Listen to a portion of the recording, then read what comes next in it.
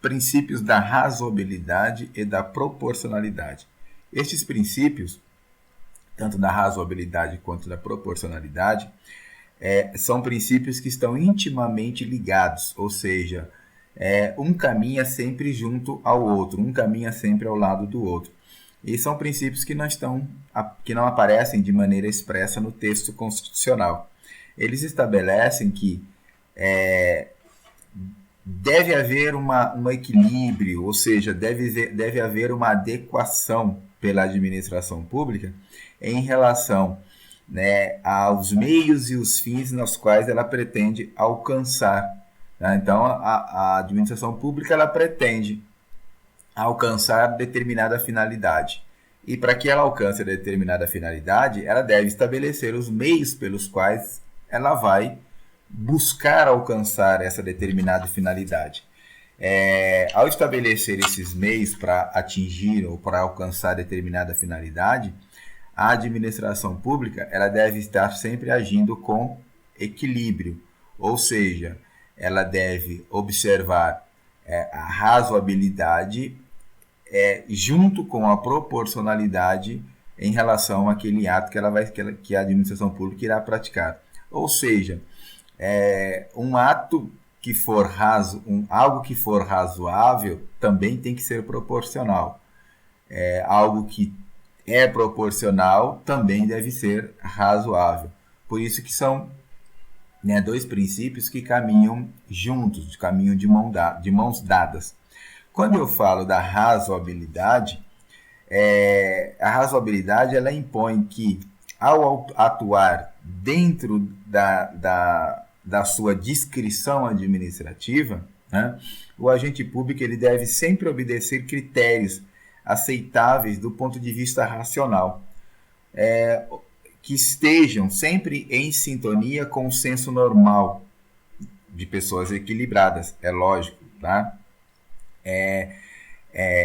Portanto, se o administrador público, se a administração pública fugir desse limite de aceitabilidade, os atos que por ela a administração pública praticada serão considerados como atos ilegítimos, né?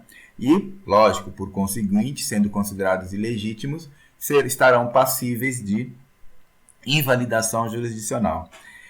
Há um conceito do Celso Antônio Bandeira de Mello que ele entende que são ilegítimos ou ilegítimas as condutas desarrazoadas, bizarras, incoerentes ou praticadas com desconsideração às situações e circunstâncias que seriam atendidas por quem tivessem atributos normais de prudência, sensatez e disposição de acatamento às finalidades da lei atributiva da discrição manejada.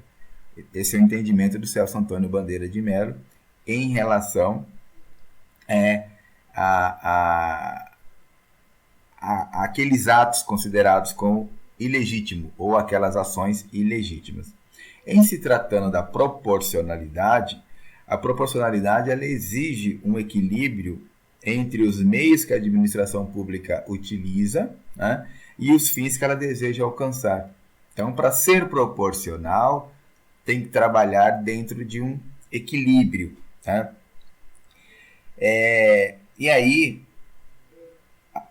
esse princípio da proporcionalidade, a gente pode dizer, a gente pode estabelecer que ele tem por objetivo um controle do excesso de poder, pois nenhum cidadão, nenhum ente da coletividade, ele pode sofrer restrições na sua liberdade além do que seja indispensável para o alcance do interesse público. Em outras palavras, quando eu aplico o princípio da proporcionalidade, é permitido que o cidadão ele possa vir a sofrer algum tipo de restrição em decorrência do seu direito à liberdade? Sim, é possível. Desde que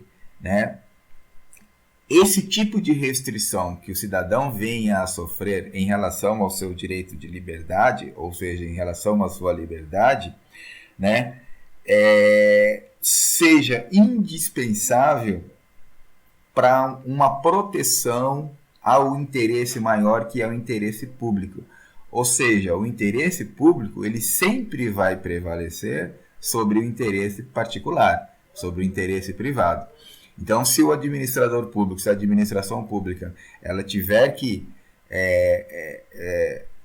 tomar uma decisão e essa decisão estiver ali, né, na balança, de um lado o interesse particular, do outro lado o interesse público, o interesse da coletividade sempre irá prevalecer, em detrimento do interesse particular.